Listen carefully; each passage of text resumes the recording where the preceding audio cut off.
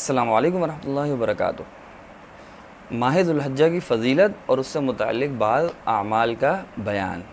دیکھیں ناظرین، سن 1444 ہجری کا ذوالحجہ کا مہینہ آغاز ہونے والا ہے، یعنی سن 1444 عنقریب ختم ہو جائے گا۔ عید الاضحیٰ اور ذوالحجہ کے عشرہ ذوالحجہ خاص طور پہ ذوالحجہ کے پہلے 10 دن انشاءاللہ عنقریب ان کا آغاز ہو جائے گا۔ اس سے متعلق بہت سے فضائل ذوالحجہ کے مہینے کے اور خاص طور پہ ابتدائی 10 دن کے احادیث میں وارد ہوئے، اور اس سے متعلق بعض اعمال ہے، 9 سے 10 اعمال ہیں۔ انشاءاللہ میں آپ کے سامنے ترتیب وار ان کے فضائل اور یہ اعمال بیان کرتا ہوں۔ سب سے پہلے تو آپ فضیلت سماعت فرمائیں۔ اصل میں ناظرین کرام، اللہ تعالیٰ مختلف ذرائع سے، مختلف عبادات کے ذریعے سے، نماز، روزہ، زکوٰۃ، حج، شب قدر، شب برات اور مختلف ذرائع سے اللہ تعالیٰ انسان کو، بندے کو اپنے سے جوڑنے کی کوشش فرماتے ہیں، اور مختلف مواقع پہ بندوں کو ایسے راتیں، ایسے دن عطا فرمائیں سال کے درمیان میں کہ ان میں بندہ زیادہ زیادہ شوق سے، رغبت سے عبادت کرے، ان کے فضائل کو ملحوظ رکھتے ہوئے، ان کے فضائل کو سمجھتے ہوئے، تو انشاءاللہ اللہ تعالیٰ کے ساتھ قربت کا بھی سبب بنے گا اور اس کے لیے اجر اور ثواب کا بھی باعث بنے گا۔ انہی میں سے عشرہ ذوالحجہ یعنی ذوالحجہ کے ابتدائی 10 دن، 11 دن ہیں جن کے فضائل، جن سے متعلق نماز، روزوں کے اور مختلف چیزیں ہیں جو اللہ تعالیٰ نے اور آپ علیہ الصلوۃ والسلام نے مختلف احادیث میں بیان فرمائی ہیں۔ قرآن کریم نے جن 4 مہینوں کو اشہر حرم قرار دیا ہے اس میں سے ایک ذوالحجہ کا مہینہ بھی ہے۔ آپ علیہ الصلوۃ والسلام نے فرمایا سید الشہور، قال رسول اللہ صلی اللہ علیہ وسلم سید الشہور شہر رمضان واعظمها حرمۃ ذوالحجہ فضائل الاوقات للبیہقی، یعنی آپ علیہ الصلوۃ والسلام نے فرمایا سب سے مہینوں کا سردار رمضان المبارک کا مہینہ ہے، اور سب سے زیادہ حرمت کے اعتبار سے محترم مہینہ، احترام کے اعتبار سے سب سے زیادہ بڑا مہینہ وہ ذوالحجہ کا مہینہ ہے۔ عشرہ ذوالحجہ کے فضائل آپ ملاحظہ فرما لیں۔ قرآن کریم میں جو سورہ فجر کے اندر آیت ہے والفجر ولیال عشر والشفع والوتر، سورہ فجر کی جو ابتدائی 3 آیات ہیں کہ قسم ہے فجر کے وقت کی اور 10 راتوں کی اور جفت کی اور طاق کی، یہ 3 قسمیں اللہ تبارک و تعالیٰ نے کھائی ہیں۔ پہلی قسم فجر کے وقت کی ہے، بعض مفسرین نے اس آیت میں خاص 10 ذوالحجہ کی صبح مراد لی ہے، یعنی والفجر سے بعض مفسرین کا کہنا ہے کہ والفجر سے مراد ہے 10 ذوالحجہ کی صبح کی قسم اللہ تبارک و تعالیٰ کھا رہا ہے۔ دوسری قسم 10 راتوں کی کھائی ہے، اکثر مفسرین نے 10 راتوں سے مراد ذوالحجہ کے شروع کے 10 دن لیے ہیں۔ والفجر ولیال عشر، 10 راتوں کی جو قسم کھائی ہے وہ 10 راتیں ذوالحجہ کی ابتدائی 10 ایام کی راتیں بعض مفسرین سے، اکثر مفسرین بلکہ مراد لی ہیں۔ تیسری قسم اللہ تعالیٰ نے کھائی ہے جفت اور طاق راتوں کی، والشفع والوتر، اور جفت اور طاق راتوں کی جو قسم کھائی ہے، ایک روایت میں ہے کہ جفت سے مراد 10 ذوالحجہ یعنی قربانی کا پہلا دن، اور طاق سے مراد عرفہ کا دن یعنی 9 ذوالحجہ کا دن مراد ہے۔ جفت 10 ذوالحجہ اور طاق 9 ذوالحجہ کی رات اللہ تعالیٰ نے ان دونوں کی بھی قسم قرآن کریم میں سورہ فجر کے اندر کھائی ہے۔ تو ناظرین یہ انتہائی مبارک، مقدس، محترم راتیں اور دن ہیں جن کی قسم اللہ تبارک و تعالیٰ خود کھا رہا ہے۔ نبی کریم صلی اللہ علیہ وسلم کا ارشاد ان کی فضائل میں ان العشرۃ عشرۃ الاضحیٰ والوتر یوم عرفہ والشفع یوم النحر، در منصور میں آپ علیہ السلام کا ارشاد نقل ہے کہ 10 سے مراد عید الاضحیٰ کے 10 دن ہیں، عشرہ ولیال عشر میں عشرہ سے مراد آپ علیہ السلام نے فرمایا عشرۃ الاضحیٰ، عید الاضحیٰ کے جو پہلے 10 دن ہوتے ہیں ذوالحجہ کے وہ مراد ہیں، اور والوتر یوم عرفہ، اور طاق سے مراد یوم عرفہ 9 ذوالحجہ کا دن، اور شفع سے مراد، جفت سے مراد یوم النحر 10 ذوالحجہ کا دن ہے۔ ایک حدیث میں ارشاد ہے عشر الاضحیٰ ہی افضل ایام السنہ، در منصور میں یہ روایت نقل ہے کہ 10 ذوالحجہ کے جو 10 ایام ابتدائی وہ افضل ایام السنہ، سال کے سب سے افضل ترین دن ہیں، جو ان کریم ناظرین کرام سن 1444 کا میں نے آپ کو بیان کیا آنے والے ہیں، تو یہ سب سے افضل دن ہے، آپ علیہ الصلوۃ والسلام نے ایک حدیث میں بیان فرمایا۔ اب میں آپ کے سامنے 10 ذوالحجہ میں، ذوالحجہ کے جو 10 دن ہیں، ابتدائی 10 دن ہیں، اس میں کرنے والے 10 اعمال ہیں جو آپ کے سامنے میں ترتیب وار بیان کرتا ہوں۔ احادیث سے ہی وہ 10 اعمال ثابت ہوتے ہیں۔ سب سے پہلے تو آپ سماعت فرمائیں، حضرت عبداللہ بن عباس رضی اللہ عنہ کی حدیث ہے، فرماتے ہیں رسول اللہ صلی اللہ علیہ وسلم نے ارشاد فرمایا اللہ تعالیٰ کی بارگاہ میں دوسرے ایام کا کوئی عمل عشرہ ذوالحجہ، یکم ذوالحجہ سے لے کر 10 ذوالحجہ تک کے دوران نیک عمل سے بڑھ کر پسندیدہ نہیں۔ صحابہ کرام رضوان اللہ تعالیٰ علیہم اجمعین نے عرض کیا یا رسول اللہ کہ یہ جہاد فی سبیل اللہ سے بھی بڑھ کر ہے؟ آپ صلی اللہ علیہ وسلم نے ارشاد فرمایا جہاد فی سبیل اللہ سے بھی بڑھ کر ہے۔ ہاں جو شخص جان اور مال لے کر اللہ کی راہ میں نکلا، پھر ان میں سے کوئی چیز بھی واپس لے کر نہ آیا، سب کچھ اللہ کے راستے میں قربان کر دیا، بے شک یہ سب سے بڑھ کر ہے۔ مشکوٰۃ المصابیح جلد 1 صفحہ 327، ترمذی شریف کے ناظرین کرام یہ حدیث ہے۔ مطلب یہ ہے کہ جہاد سے بھی افضل ہیں 10 ذی الحجہ کے جو ایام ہیں، اس میں عبادت کا جو ثواب ہے وہ اتنا بڑھ جاتا ہے، سوائے اس مجاہد کے جو اللہ کی راہ میں سب کچھ لے کے نکل گیا اور وہیں شہادت پالی، تو شہادت سے بڑھ کے تو کچھ بھی نہیں ہے۔ لیکن باقی جہاد فی سبیل اللہ اور دیگر اعمال سے 10 ذی الحجہ کے یہ جو دن ہیں، ان میں اعمال کی فضیلت سب سے زیادہ بڑھ جاتی ہے۔ اس حدیث سے معلوم ہے کہ ان 10 دنوں میں کوئی سا بھی عمل نیک عمل کیا جائے اس کا اجر و ثواب بڑھ جاتا ہے۔ نماز، روزہ، تسبیح، استغفار، صدقہ، خیرات، غرض کوئی بھی عمل ان دنوں میں انجام دیا جائے تو وہ بقیہ ان 10 دنوں کے علاوہ جو سال کے دن ہیں ان سے اس کا اجر ان 10 دنوں میں کرنے سے دگنا چگنا اور اللہ تعالیٰ مزید بڑھا کے اپنی وسعت، اپنی رحمت کے بقدر عطا فرماتا ہے۔ یہ ہو گیا ایک عمل ناظرین کرام۔ تو ان 10 دنوں میں کثرت سے استغفار، نمازوں کا، نفل نمازوں کا، روزوں کا کثرت سے اہتمام کیا جائے، انشاءاللہ اس کا ثواب زیادہ ملے گا۔ نمبر 2، ذکر اللہ کی کثرت۔ اللہ کے نبی کریم صلی اللہ علیہ وسلم کا ارشاد ہے، اللہ تعالیٰ کے نزدیک 10 ذی الحجہ سے زیادہ فضیلت والے کوئی دن نہیں، اور نہ ان دنوں کے عمل سے اور کسی دن کا عمل زیادہ محبوب ہے، لہذا تم ان دنوں میں تسبیح سبحان اللہ اور تحلیل لا الہ الا اللہ اور تکبیر اللہ اکبر اور تحمید الحمدللہ کثرت سے کہا کرو۔ المعجم الکبیر للطبرانی جلد 11 صفحہ 82، یعنی ذکر اللہ کی کثرت کی جائے، سبحان اللہ، الحمدللہ، لا الہ الا اللہ، اللہ اکبر اور دیگر اذکار مسنونہ کا اہتمام ویسے بھی کرنا چاہیے، اور ان 10 دنوں میں بکثرت ان کا اہتمام کرنا چاہیے، کیونکہ یہ 10 دن انتہائی فضیلت کے انتہائی قیمتی دن ہیں ناظرین کرام۔ تو ذکر اللہ کی بھی ان 10 دنوں میں کثرت کی جائے۔ تیسرا عمل ان 10 دنوں سے متعلق نفلی روزے ہیں۔ آپ علیہ الصلوۃ والسلام کا ارشاد ہے، کوئی دن ایسا نہیں ہے جس میں عبادت اللہ تعالیٰ کے نزدیک 10 ذی الحجہ سے زیادہ پسندیدہ ہو، کیونکہ 10 ذی الحجہ میں سے ہر دن کا روزہ 1 سال کے روزوں کے برابر ہے۔ شعب الایمان للبیہقی جلد 3 صفحہ 355، یعنی ان 10 دنوں میں روزہ رکھنا، نفل روزہ رکھا جائے تو اس کا ثواب انشاءاللہ اللہ تعالیٰ بڑھا چڑھا کر دیں گے۔ کسی دن کا روزہ بھی ان 10 دنوں کے روزہ، رمضان المبارک کے روزوں کے علاوہ اور کوئی بھی روزہ ان 10 دنوں کے روزوں کے، 10 نہیں بلکہ 9 دنوں کے روزوں کا، 9 ذی الحجہ عرفہ کے دن تک کے روزے سے افضل نہیں ہے، کیونکہ 10 ذی الحجہ 11 کا 12 کا روزہ رکھنا جائز نہیں ہے۔ یہ اللہ تعالیٰ کی طرف سے ضیافت کے دن ہے، ان 3 دنوں کا روزہ رکھنا شرعاً 10 ذی الحجہ کا روزہ رکھنا جائز نہیں ہے۔ 9 ذی الحجہ، 9 جو دن ہیں ابتدائی ذی الحجہ کے، ان دنوں میں آپ روزہ رکھیں، خاص طور پہ 9 ذی الحجہ کے روزے کے تو آگے کچھ فضائل اور بھی آ رہے ہیں، اس کا اہتمام بکثرت اور اہتمام کے ساتھ کیا جائے۔ تو یہ 3 اعمال ہو گئے روزے، نفلی روزے سے متعلق بھی۔ چوتھا عمل ہے رات کا قیام۔ آپ علیہ الصلوۃ والسلام کا ارشاد ہے، 10 ذی الحجہ کی ہر رات کی عبادت شب قدر کی عبادت کے بقدر ہے۔ 10 ذی الحجہ کی ہر رات کی عبادت شب قدر کی عبادت کے بقدر ہے۔ شعب الایمان جلد 3 صفحہ 355۔ تو اس کا اہتمام کیا جانا ہے۔ جب ہم رمضان میں شب قدر کو ڈھونڈنے کی اتنی کوشش کرتے ہیں، یہاں تو ہر رات شب قدر بنی ہوئی ہے، تو اس کا اہتمام تو ہمارے لیے زیادہ ضروری ہے۔ حضرت سعید بن جبیر رحمہ اللہ ذی الحجہ کے پہلے عشرے میں عبادت میں ایسی محنت کرتے تھے کہ عام دنوں میں وہ ممکن نہیں، اور کہتے اس عشرے کی راتوں میں چراغوں کو گل نہ کرو، بتیاں نہ بجھاؤ، بلکہ عبادت میں مصروف رہو، سو نہیں۔ نمبر 5، عرفہ کا روزہ۔ یہ آ گیا خاص عرفہ کا روزہ ناظرین، جو ہم نے بتایا 9 ذی الحجہ کا روزہ۔ قال صيام يوم عرفة احتسب على الله ان يكفر السنة التي قبله والسنة التي بعده، رواہ مسلم، مشکوٰۃ صفحہ 179۔ نبی کریم صلی اللہ علیہ وسلم نے ارشاد فرمایا، مجھے اللہ تعالیٰ سے امید ہے کہ عرفہ کے دن کا روزہ رکھنے سے 1 سال پہلے اور 1 سال بعد کے گناہ معاف فرما دے۔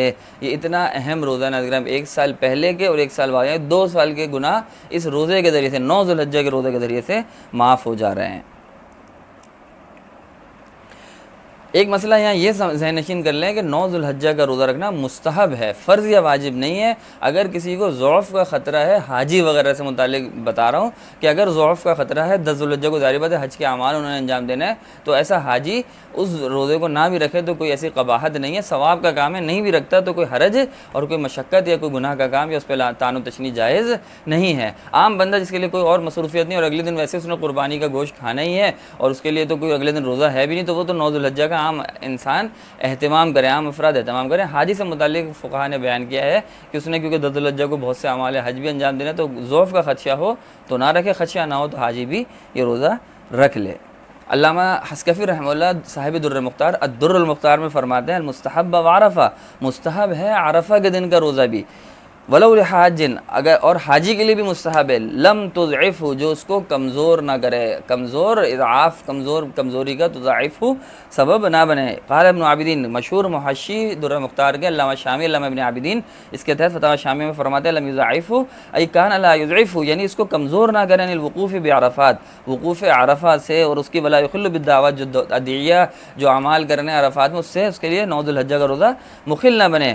ولو اضعفہ کرہ، اگر اس کو کمزوری کا سبب بن رہے ہیں، ضعفہ اس کو کمزور، اضعفہ کر رہے ہیں، تو پھر کمزوری کرنا تو کرہ، پھر اس حاجی کے لیے روزہ مکروہ ہے۔ شامیہ جلد 2 صفحہ 610۔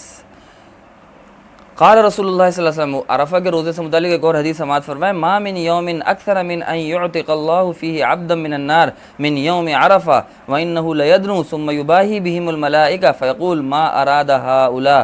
یوم عرفہ یعنی 9 ذو الحجہ کے دن اللہ رب العزت تمام دنوں سے زیادہ اپنے بندوں کو جہنم سے آزاد کرتے ہیں، سب سے زیادہ جہنم سے عرفہ کے دن اللہ تعالیٰ آزاد کرتے ہیں، اور پھر ملائکہ پہ اس کے ذریعے فخر فرماتے ہیں۔ ایک اور حدیث میں آپ علیہ السلام نے ارشاد فرمایا یوم عرفہ سے متعلق، افضل الدعاء دعا یوم عرفہ، سب سے افضل دعا وہ دعا ہے جو عرفہ کے دن مانگی جائے، وہ افضل ما قلت انا والنبیون، اور عرفہ کے دن جو میں نے اور نبیوں نے سب سے افضل کلام کہا ہے، بولا ہے، وہ یہ ہے من قبلی لا الہ الا اللہ وحدہ لا شریک لہ، کہ لا الہ الا اللہ وحدہ لا شریک لہ، یہ افضل ترین دعا ہے، عرفہ کے دن اس کو اہتمام سے مانگنا چاہیے۔ یہ ہو گیا 5 اعمال۔ چھٹا عمل ہے ناظرین کرام، بال اور ناخن نہ کاٹنا، یعنی آپ علیہ السلام کا ارشاد ہے کہ جو شخص ذوالحجہ کا چاند دیکھے اور اس کا قربانی کرنے کا بھی ارادہ ہو تو وہ اپنے بال اور ناخن نہ کاٹے۔ سنن الترمذی جلد 4 صفحہ 102۔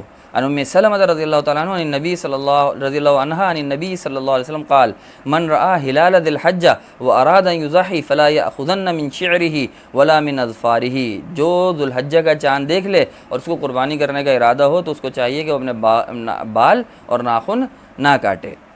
ایک مسئلہ اس چھٹے عمل سے متعلق یہ ذہن رکھ لینا گرام کہ جس شخص نے قربانی کا ارادہ رکھتا ہو اور ذوالحجہ کا چاند دیکھ لے، اس کے لیے بال، کوئی بھی بال ہو، بغل کے، مونچھ کے، سر کے، کوئی بھی بال ہو جسم کے، کاٹنا نہ کاٹنا، اور اسی طرح ناخن نہ کاٹنا مستحب ہے، فرض یا واجب نہیں ہے۔ اس کو آج کل لوگ واجب کا درجہ بھی دے دیتے ہیں، جبکہ واجب نہیں ہے، مستحب ہے، ثواب کا کام ہے۔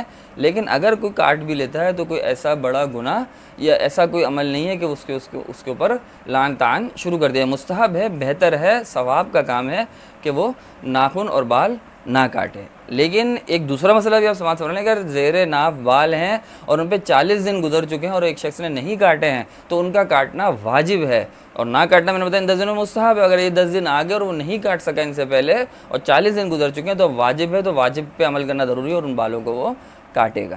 تیسرا مسئلہ یہی نہ دیکھنا کہ اگر کوئی بندہ کاٹ لیتا ہے تو اس پہ کوئی طعن و تشنیع یا گناہ نہیں ہوگا، اور نہ اس کی قربانی پہ نہ کسی بھی عمل پہ کوئی اثر نہیں پڑتا، اس سے مستحب ہے نہ کاٹنا میں نے بتایا۔ لیکن اگر کوئی کاٹ لے تو کوئی گناہ کا کام، یہ ایسا نہیں ہے کہ اس کی قربانی میں کوئی خلل یا کوئی اثر اس سے پڑے۔ اور ایک بات یہ بھی سمجھ لیں کہ جو شخص قربانی کا ارادہ نہ رکھتا ہو تو اس کے لیے تو ابتدائی 10 دنوں میں ذوالحجہ کے بال یا ناخن نہ کاٹنا مستحب نہیں ہے، لیکن اگر وہ قربانی کرنے والوں کے مشابہت میں بال اور ناخن نہیں کاٹتا ہے تو امید اللہ تعالیٰ اس کا ثواب اس کو بھی عطا فرما دیں گے۔ بال اور ناخن نہ کاٹنے کا ثواب اس نیت سے، قربانی کرنے کی تو اس پر استطاعت نہیں ہے، لیکن اگر وہ نہیں کاٹتا اس مشابہت کی وجہ سے تو اللہ تعالیٰ اس مشابہت میں انشاءاللہ اس کو ثواب عطا فرمائیں گے۔ 6 عمل ہو گئے۔ 7واں عمل ناظرین تکبیر تشریق۔ 9 ذوالحجہ کی فجر سے 13 ذوالحجہ کی عصر تک ہر فرض نماز کے بعد بالغ مرد اور عورت پر 1 مرتبہ تکبیر تشریق پڑھنا واجب ہے۔ 9 ذوالحجہ کی فجر سے لے کر 13 ذوالحجہ کی عصر تک 1 مرتبہ تکبیر تشریق ہر نماز کے بعد پڑھنا واجب ہے ناظرین کرام۔ مرد تھوڑی اونچی آواز سے پڑھے گا، عورت آہستہ آواز سے پڑھے گا۔ تکبیر تشریق یہ اللہ اکبر لا الہ الا اللہ اللہ اکبر وللہ الحمد۔ ایک مسئلہ تکبیر تشریق سے متعلق یہ سماعت فرما لیں کہ اگر تکبیر تشریق نماز کے متصل بعد بندہ کہنا بھول گیا تو اگر منافی نماز عمل نہیں کیا ہے تو اس وقت تک تکبیر تشریق پڑھ لے۔ منافی نماز عمل کوئی بات نہیں کی ہے، کوئی بھی ایسا عمل جو نماز کے منافی نہیں کیا ہے، بیٹھا ہوا ہے اپنی جگہ پہ ہی، تو تکبیر تشریق پڑھ لے۔ لیکن اگر کوئی منافی عمل کر چکا کہ بات کر لی ہے، اٹھ کے چل دیا ہے، کوئی ایسا عمل جو نماز کے منافی کر دیا ہے، تو اس کے بعد اب تو تکبیر تشریق کا وقت گزر گیا، اب اس پہ توبہ استغفار ہی کرے اور آئندہ اس میں احتیاط کرے، سلام پھیرتے ہی تکبیر تشریق کا اہتمام کرے۔ یہ 7 عمل ہو گئے۔ آٹھواں عمل ہے عید الاضحیٰ کی شب، یعنی 9 ذوالحجہ کی جو شب ہوتی ہے، جو 10 ذوالحجہ کو صبح عید ہے، اس کے الگ فضیلت ہے ناظرین کرام۔ ایک ویڈیو ہم نے الگ سے بھی بنائی تھی، اس میں بھی جو شب برات وغیرہ سے متعلق اس میں ہم نے بیان کیا تھا کہ اس رات کی، عید الفطر کی رات کی بھی، جو لیلۃ الجائزہ اور عید الاضحیٰ کی رات کی بھی الگ فضائل حدیث میں وارد ہوئے ہیں۔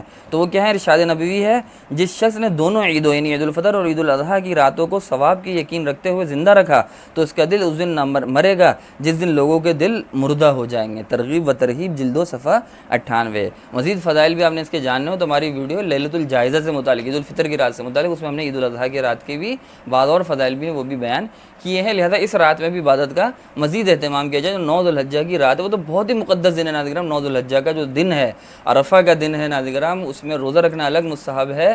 اس کے اعمال فضیلت یعنی بڑھتے بڑھتے 1 ذوالحجہ سے بڑھتے 9 ذوالحجہ کو تو بالکل بلندی پہ پہنچ جاتی ہے۔ فضائل، رحمتیں، اللہ تعالیٰ کی برکتیں، رحمتیں، نوازشیں، تو اور اس کی رات کو تو انتہائی اہتمام کے ساتھ 9 ذوالحجہ کی رات کو عبادات، نوافل اور اعمال میں مشغول ہونا چاہیے۔ یہ ہو گئی 8 باتیں، 8 عمل۔ 9واں عمل ہے عید الاضحیٰ کی نماز۔ عید الاضحیٰ کی نماز کو عید الاضحیٰ کی صبح میں اہتمام کرنا چاہیے۔ اس کا طریقہ یہ ہے کہ دل میں یہ نیت کرے کہ میں 6 تکبیروں کے ساتھ عید کی 2 رکعت واجب نماز پڑھتا ہوں۔